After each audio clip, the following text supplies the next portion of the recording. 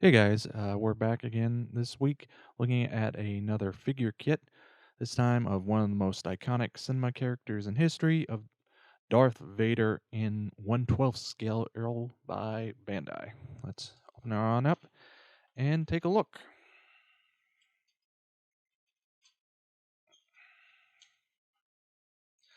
First up, we've got a sprue of polycaps that consist of the majority of the joint points and some of the connecting therein.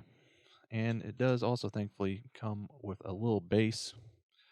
Not a whole lot to say, it's pretty basic. Now, starting into the meat of the kit, and unfortunately, we're starting off on a bad leg with the main parts that go to the cape and some of the under sort of skirting parts. I'm going to be blunt. Why there is nothing structurally or manufacturally wrong with it, just design wise, it looks bad.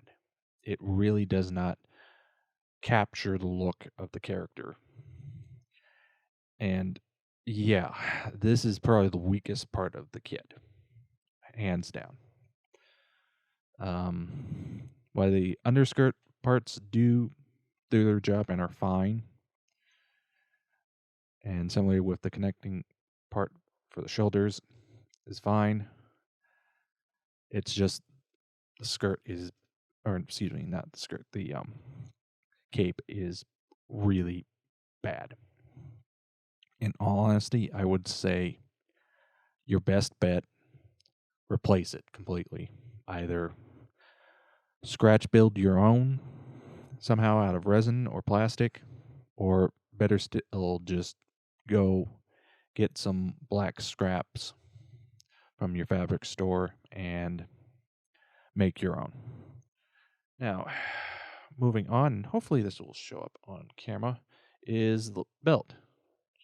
Nicely detailed, all the little controls being represented by decals.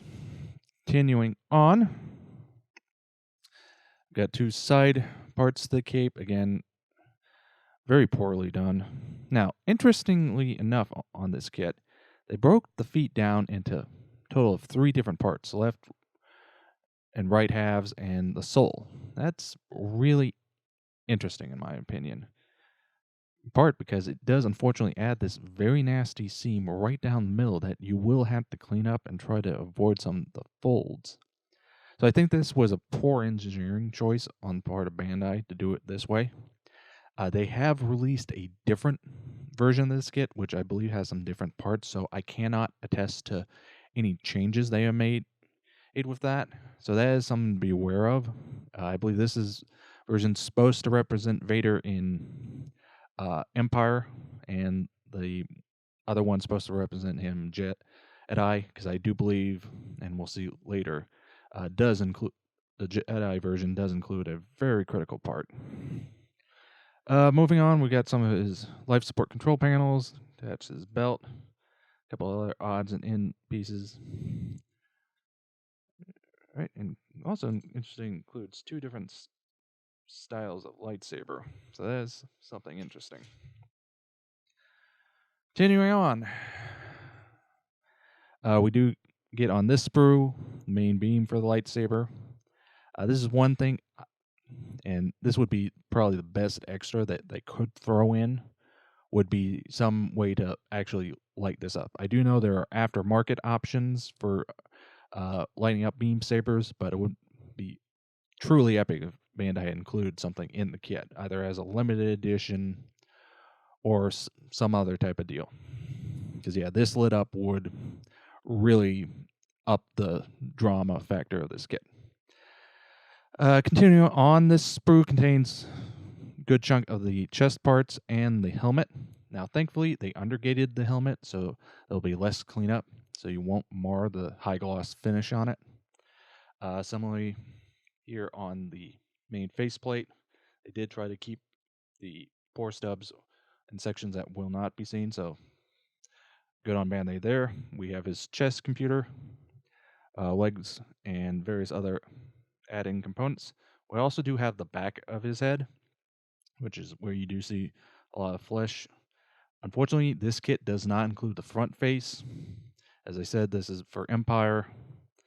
And yeah, it would have been nice if it did have that in this particular mold, but I get why they chose to leave it out.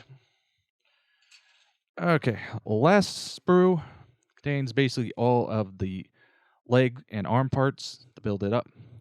Now, unfortunately, this kit does have a bit of an action figure type of engineering to it, and they don't do a super great job on it. We'll see more clearly when we get into the instructions. But in terms of detail, they do a more than adequate job picking up all the subtle details into the cloth and arm parts of the costume. And a lot of the engineering is much the same as any of the Bandai's Gundam kits. Wait a second while I get these back in. Now, thankfully, Bandai was smart, and they do give you options either of using their stickers, which I do not recommend, or water slide decals. Now, for the most part, I would say use these and don't look back. A couple areas, however, I would say it's better to skip the decals and just hand paint it, would be some of the switches on the chess computer and some of the other smaller details. Just because of the raise, since these details are raised, getting the decals to sit down properly on those, it will be a bit of a challenge.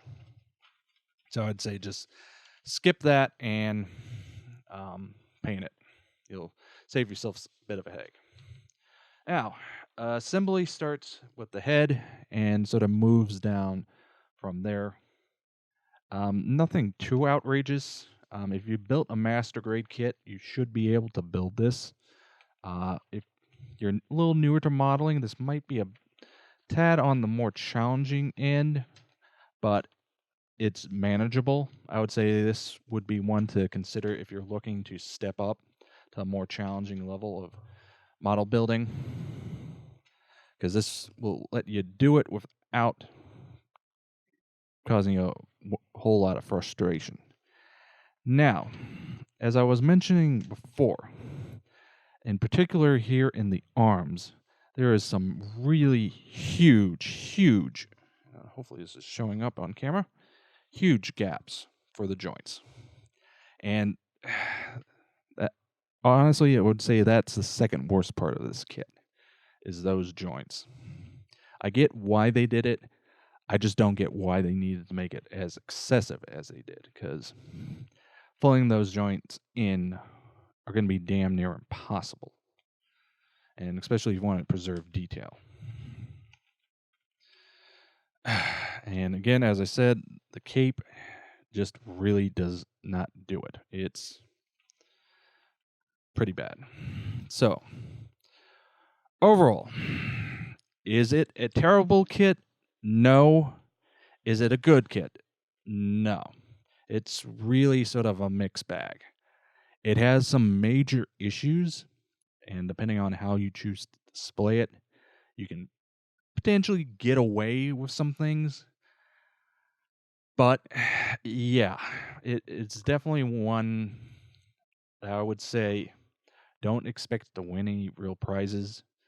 And even if you do some TLC, it's going to be your diminishing returns. I guess it's a good way to say it.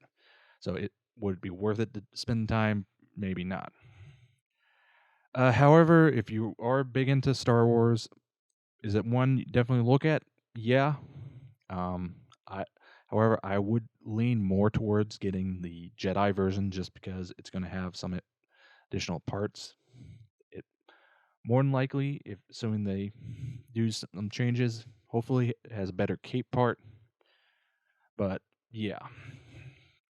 So that was a look at Bandai's 1/12 scale Darth Vader. An okay figure kit at best. And I would say one to only look at if you're a diehard. So, until next time.